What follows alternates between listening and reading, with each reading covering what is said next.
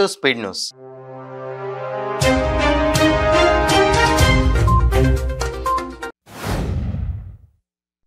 పోరాడి సాధించుకున్న తెలంగాణలో అనైతిక పాలన సాగిస్తున్న కేసీఆర్ తెలంగాణ జాతికి క్షమాపణ చెప్పాలని డిమాండ్ చేశారు ఎమ్మెల్సీ జీవన్ రెడ్డి.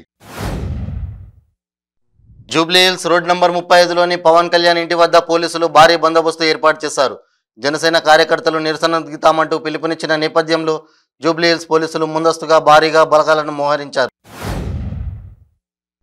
మంచిర్యాల జిల్లా లక్షెట్టిపేటలో వైఎస్ఆర్టీపీ అధ్యక్షురాలు షర్మిల పాదయాత్ర కరీంనగర్ చౌరస్తా నుండి ప్రారంభమైంది. రంగారెడ్డి జిల్లా షాద్నగర్ పట్టణంలోని బైపాస్ జాతీయ రహదారిపై యూమి హోటల్ సమీపంలో లారీ అదుపు తప్పి బోల్తా పడడంతో బైక్పై ఉన్న వ్యక్తి దుర్మరణం పాలయ్యాడు. టీడీపీ అధినేత నారా చంద్రబాబు నాయుడు రోడ్ షోపై గుర్తు తెలియని వ్యక్తి రాయి విసిరాడు. ఆ రాయి తగలడంతో చంద్రబాబు చీఫ్ సెక్యూరిటీ ఆఫీసర్ మధుకు గాయాలయ్యాయి. విశాఖలో దారుణం చోటు చేసుకుంది. కన్న కూతురునే కడతీర్చాడు కసాయి తండ్రి. విశాఖ 1వ పట్టణ పోలీస్ స్టేషన్ పరిధి రెల్లి వీధిలో పరువు హత్య జరిగింది. వరప్రసాద్ అనే వ్యక్తి తన కూతురు లిఖితశ్రీ తన మాట వినకుండా ఒక అబ్బాయితో ప్రేమలో పడిందనే కోపంతో హత్య చేశాడు.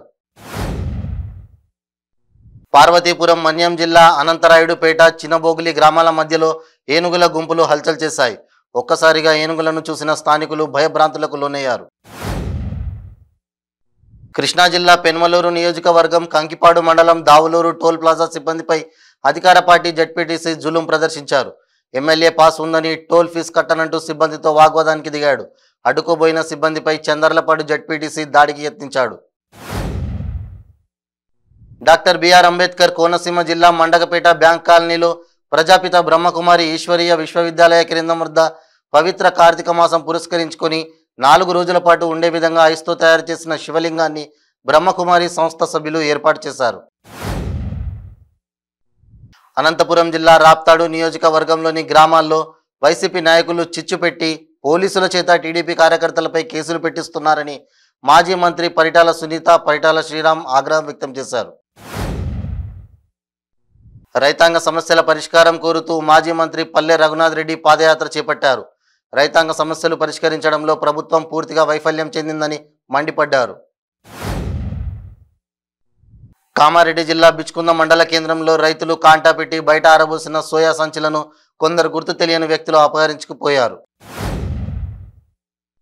మహబూబాబాద్ జిల్లా పాలకుర్తి నియోజకవర్గం తొర్రూరు మండలం ఖానాపూర్ గ్రామంలో ప్రాథమిక రైతు సేవా సహకార సంస్థ ఆధ్వర్యంలో మంత్రి ఎర్రబెల్లి దయాకర్రావు ప్రారంభించారు. మీర్పేట్ పోలీస్ స్టేషన్ పరిధిలోని గాంధీనగర్ కాలనీలో స్నాచర్లు రెచ్చిపోయారు. ఇంటి నుంచి పువ్వుల కోసం బయటికి వచ్చిన వృద్ధ మహిళ మెడలో నుంచి బైక్పై వచ్చిన 2 యువకులు 3 తులాల గొలుసును లాక్కొని వెళ్లారు.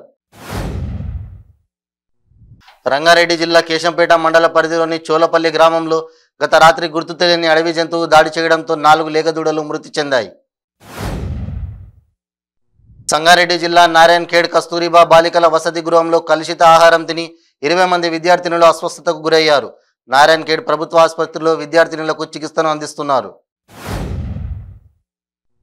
గత నెల రేమత్ నగర్లో బీజేపీ నాయకులపై తెరాస నాయకుల దాడిని ఖండిస్తూ పోలీస్ కమిషనరేట్ ముట్టడికి బీజేపీ పిలుపునిచ్చింది. ఈ నేపథ్యంలో మాజీ మేయర్ బండ కార్తికరెడ్డి, మాజీ ఎమ్మెల్సీ బీజేపీ నేతలపై దాడి చేసిన తెరాస నేతలను వెంటనే అరెస్ట్ చేయాలని డిమాండ్ చేశారు.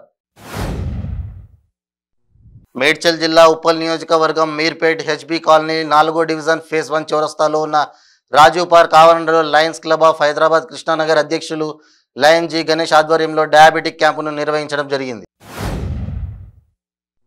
మెదక్ జిల్లా తూప్రాన్ తహసీల్దార్ కార్యాలయంలో డబుల్ బెడ్రూమ్ లబ్ధిదారులు ఆందోళనకు దిగారు. మంత్రి హరీష్ రావు చేతుల మీదుగా తమకు డబుల్ బెడ్రూమ్లు ఇచ్చిన లిస్టులో పేరు లేదంటూ అధికారులు నిరాకరించడంపై గ్రామస్తులు ఆగ్రహం వ్యక్తం చేస్తున్నారు.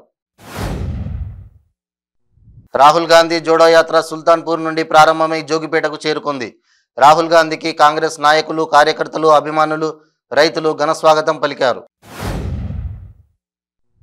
జనసేన అధినేత పవన్ కళ్యాణ్ గుంటూరు జిల్లా తాడేపల్లి ఇప్పటం పర్యటన తీవ్ర ఉద్రిక్తతలకు దారితీసింది. పవన్ వాహనాలను ముందుగానే పోలీసులు అడ్డుకున్నారు. అడుగడుగున ఆంక్షలు విధించారు. దీంతో జన సైనికులు, పోలీసులకు తీవ్ర వాగ్వాదం చోటు చేసుకుంది.